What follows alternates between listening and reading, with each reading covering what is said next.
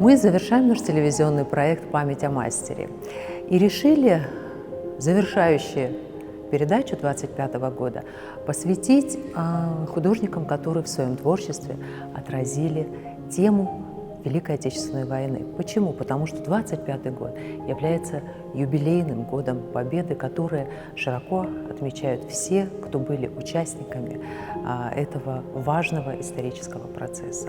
Самое интересное, что тема Великой Отечественной войны в творчестве абхазских художников, она очень интересна для исследования, потому что очень мало работ было создано в период войны.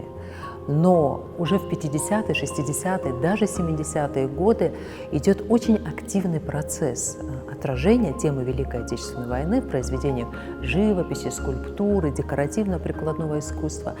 И всегда это очень по-разному. Допустим, если сразу после войны это были какие-то батальные сцены, портреты героев, то, допустим, в 70-е, 80-е годы идет уже более философское осмысление войны, победы, мира, и это все доводится до некого такого общечеловеческого символа.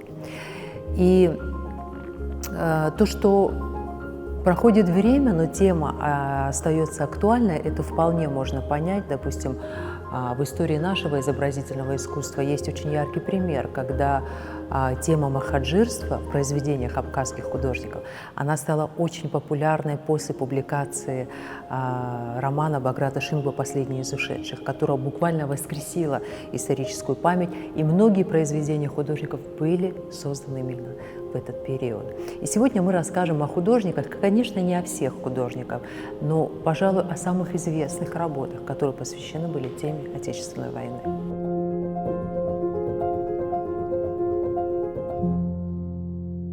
Есть знаковые работы, которые прямо отражают тему исторической памяти. И, конечно, если мы будем говорить о них, говорить о станковой живописи, одна из них – это работа, известная работа Алексея Крайнюкова «Иван Абхазец».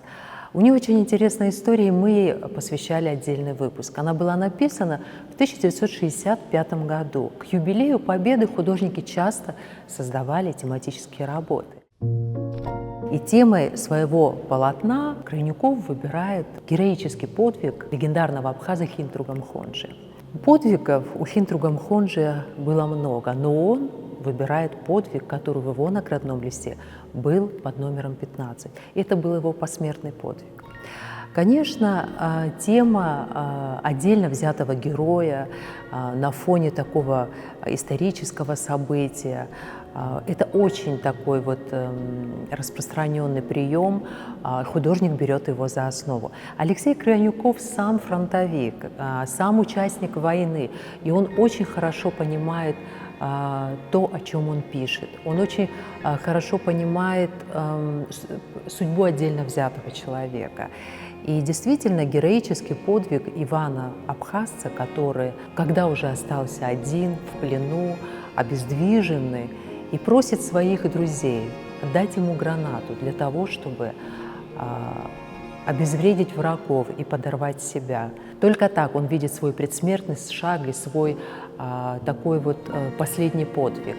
И Крайнюков здесь свидетелем этих событий, которые на таком очень высоком пафосе, на такой очень высокой интонации его сюжета, он делает зрителя буквально участником этого процесса. Зритель сам становится наблюдателем процесса, когда жизнь человека уходит в такое вот героическое бессмертие.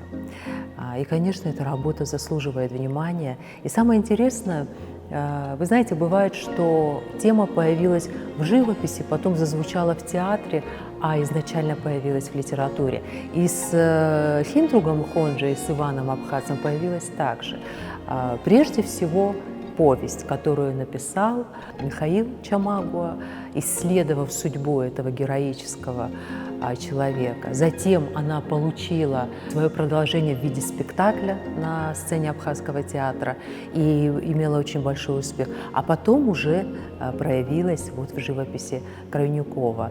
И вот эти все жанры искусства, это еще раз нам показывает, как можно подсветить судьбу отдельно взятого человека и усилить его бессмертие, которое он действительно заслуживает. Ну, работ на эту тему было создано много, но сегодня мы говорим конкретно о тех художников, которых сегодня нет с нами, потому что память о мастере. И, конечно, одна из таких работ – это «Прерванный мирный труд» Сергея Габеля. Она была создана к 30-летию победы в Великой Отечественной войне и была впервые представлена на Московской выставке. Именно так художник видит начало войны. Это большое живописное полотно, где сразу несколько поколений абхазской семьи. И самая главная созидательная тема в этой картине – это труд. Труд, которым занимается 3 поколения. И сокрушительное действие войны художник видит в прерывании мирного труда. То есть труд – это созидательная сила, это мир. Война, которая разрушает быт, жизнь обычных людей. И мы видим сразу фигуры первых добровольцев, мы видим страх, смятение, что этот гармоничный мир, в котором живут, трудятся люди, собирают урожай, делятся своими радостями, помогают друг другу в горе. Весь этот мир рушится. Он показал, как война, в которую втянуты миллионы людей, конкретно разрушают жизнь отдельно взятой семьи. И художнику удалось вот этот фокус сместить именно туда, где каждому человеку будет понятно, что происходит, когда художник от общего уходит в частное.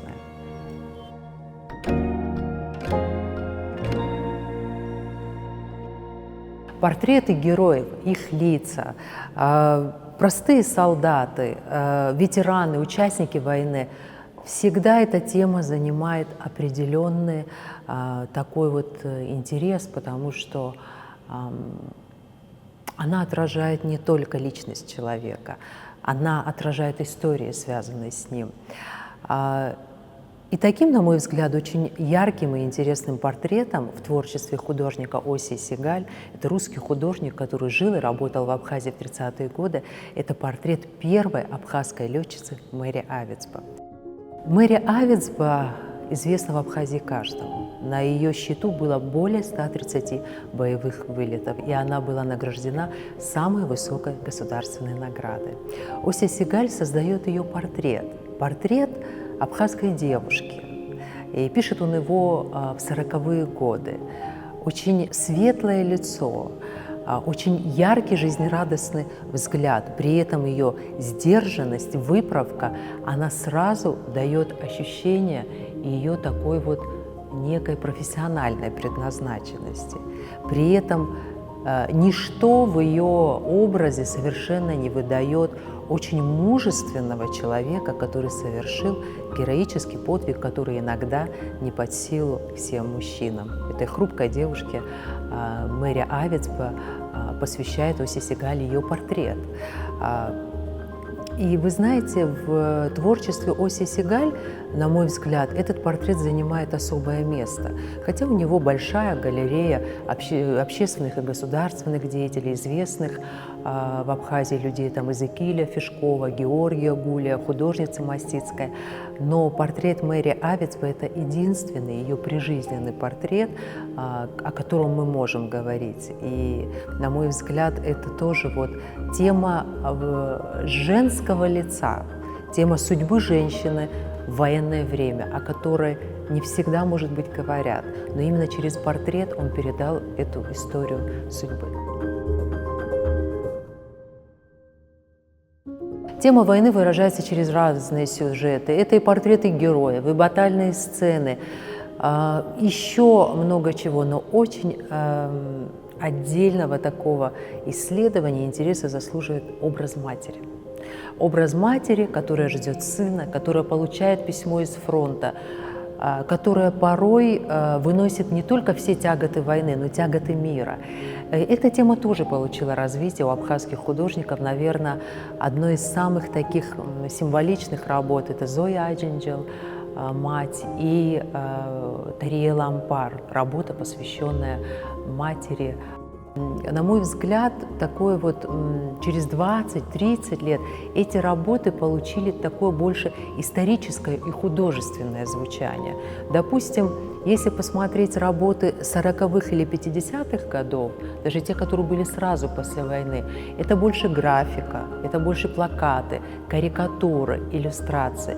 Но такое вот подлинное влияние на живопись, на темы в живописи, такой развернутый взгляд художника, он как раз формируется в 60-е, 70-е, 80-е годы через образы, портреты героев, образ матери, судьба отдельно взятого человека или философские размышления, которые касаются не конкретно Великой Отечественной войны, а вообще трагедии, которая приводит война и разрушает мир обычного человека.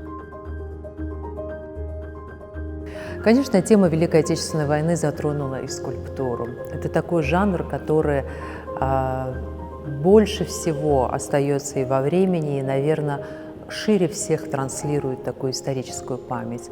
И в 80-е годы в селе Лыхне известный абхазский скульптор, первая женщина-скульптор в Абхазии, создает огромный масштабный мемориал, который посвящен участникам Великой Отечественной войны. Этот мемориал создает Марина Эшпа, создает она с московским архитектором, скульптором Верой Акимушкиной.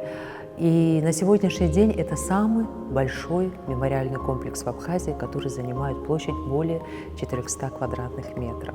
И по воспоминаниям Марины Эшпа, для нее это был самый сложный и самый грандиозный проект, наверное, после ее портрета отца Ефрема Эшпа, который она тоже создает. Такая тревога, такие размышления, такая высокая ответственность, когда ты создаешь символ, который на долгие годы будет символом исторической памяти. И этот мемориальный комплекс настолько вписался в это живописное село, стал символом памяти павших людей, что через несколько лет Марине Эшпе присудили высокую государственную награду, и она стала лауреатом премии имени Гуля, благодаря такому грандиозному проекту. Уже гораздо позже создавались другие памятники. Создавал Юра Чкадуа, скульптор, создавал «Скорбящий Бзыт», который сегодня можно увидеть. Другие абхазские художники работали над этим, но если говорить о таком большом, масштабном проекте, конечно, это Марина Эшпа и ее Лыхненский мемориал. Кроме художников, скульпторов, графиков, тема войны очень интересно отразилась в творчестве исследователей, журналистов. Мне хочется рассказать о Георгии Гуле. Да, он известный в Абхазии писатель, сын основоположника абхазской литературы Дмитрия Гуля, общественный деятель, но он еще и был замечательным художником. Он относится к первому поколению абхазских художников, которые жили и работали в 30-40-е годы. Ему удалось создать несколько произведений на тему Великой Отечественной войны, допустим, «Ни шагу назад». Но, на мой взгляд, его вклад бесценный в исследования и статьи, которые в это время печатались в периодических изданиях. Именно из них мы узнаем, какие были выставки, какие художники работали над шаржами, над плакатами, кто приезжал в Абхазию поработать и выставить работы, которые, допустим, непосредственно касались темы Великой Отечественной войны. И сам Георгий Гуля, он был не только исследователем, он для своих же публикаций создает портреты героев, о которых он пишет. И они сохранились благодаря тому, что попадали в разные издания, и поэтому мы сегодня можем исследовать небольшой, но материал достаточно любопытный человека, который работал и занимал очень высокую должность по тем временам именно в годы войны. Георгий Гуля, известный абхазский писатель, художник, общественный деятель.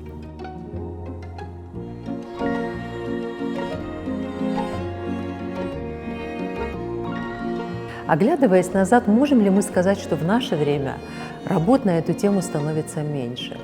Да, наверное, их становится меньше, но, на мой взгляд, не потому, что это не стало актуально, а потому, что тема Великой Отечественной войны, она дает в свое определенное время очень мощный толчок, очень мощный импульс для творчества. А потом уже у художников она отражается в другой форме, в форме войны, мира, судьбы человека. И эти темы становятся более широкие, более философские и не привязаны к отдельному историческому событию. И, конечно, со временем меняются средства художественной выразительности. Сегодня это может быть и медиа-арт, и другие и перформансы, инсталляции, и живопись, и графика, и очень разные виды искусства, через которых мы транслируем историческую память.